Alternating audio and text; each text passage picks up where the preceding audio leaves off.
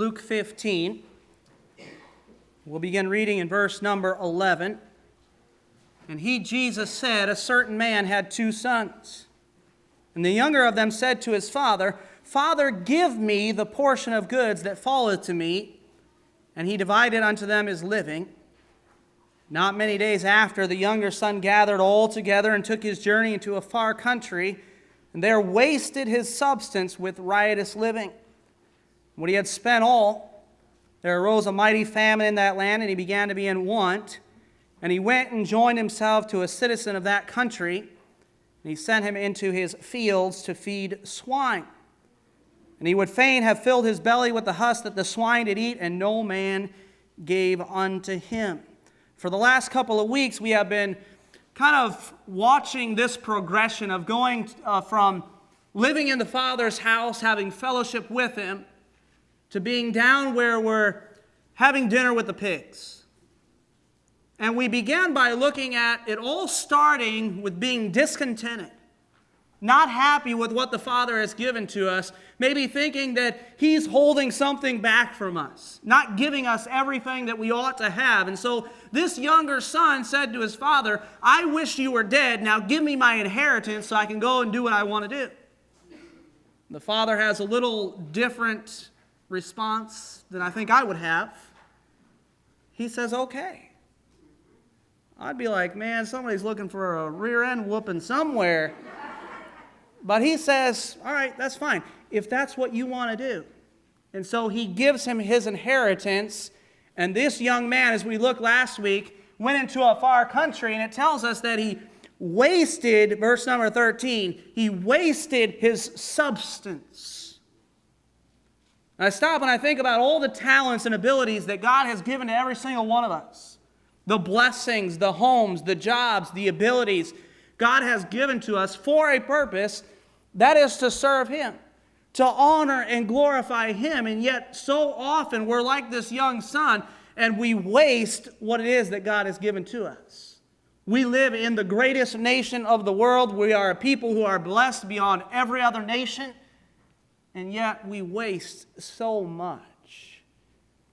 And this morning I want us to look down as we look in verse number 14, it tells us when he had spent all, there arose a mighty famine in that land, and he began to be in want.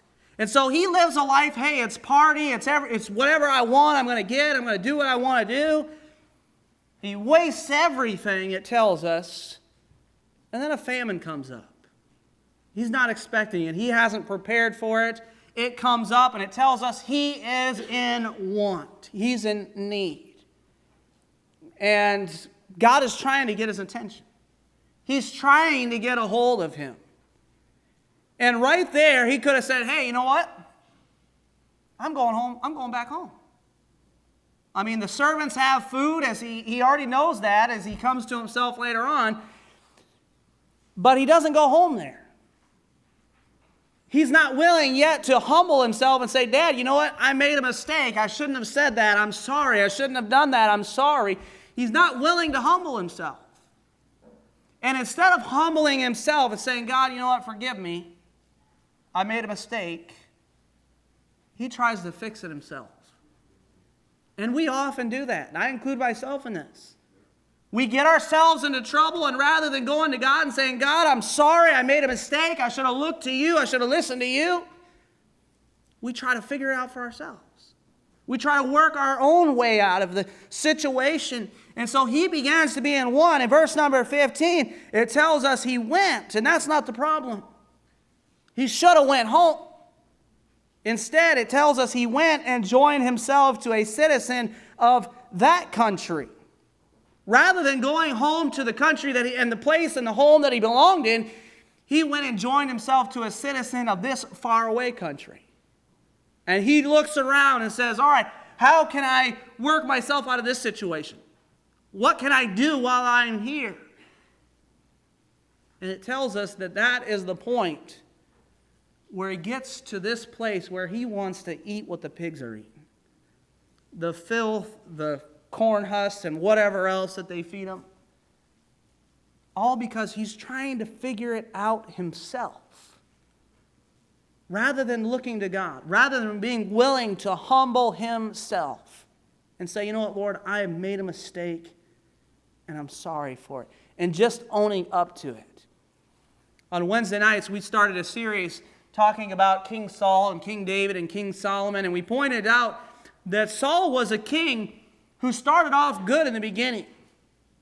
But he started making bad choices, started making mistakes, and when confronted, he would never admit it. He'd never say, I messed up. He'd never say, I shouldn't have done that. He'd never say, I'm sorry.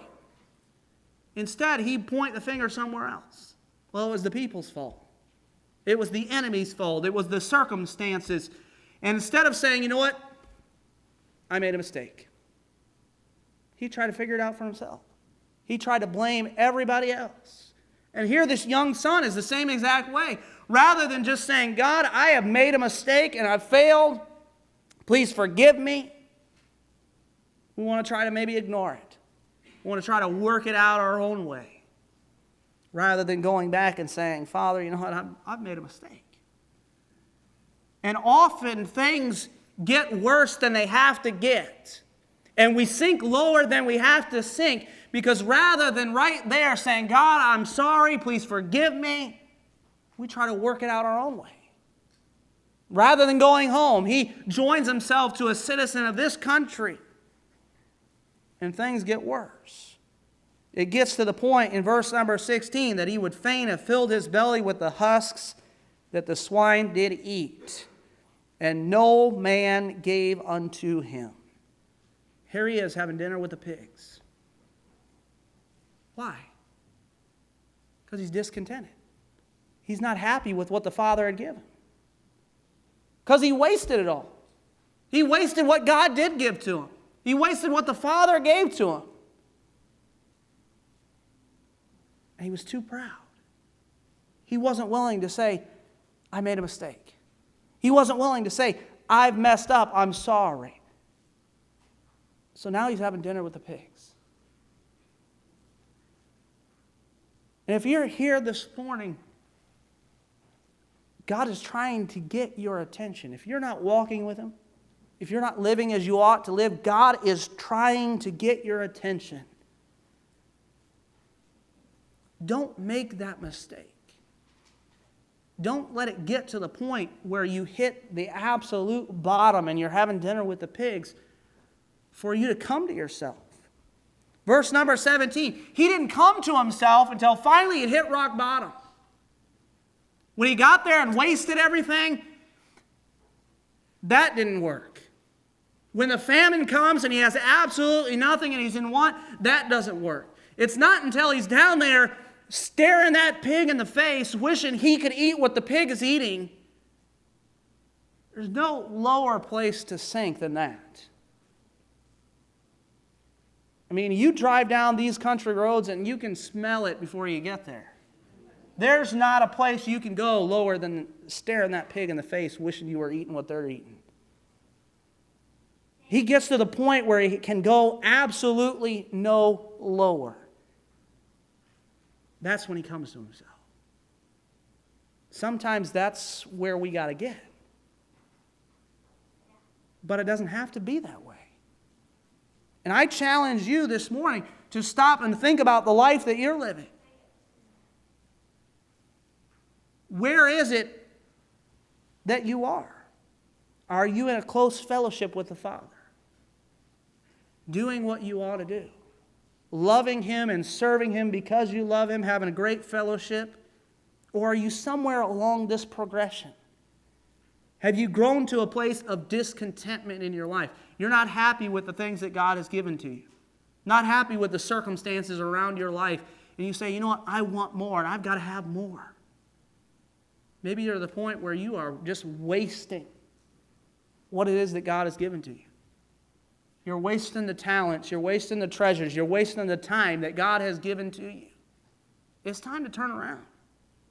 It's time to go back home to the Father. For some of you, you are at rock bottom, you are at the place where you're having dinner with the pigs, or you are very close to it.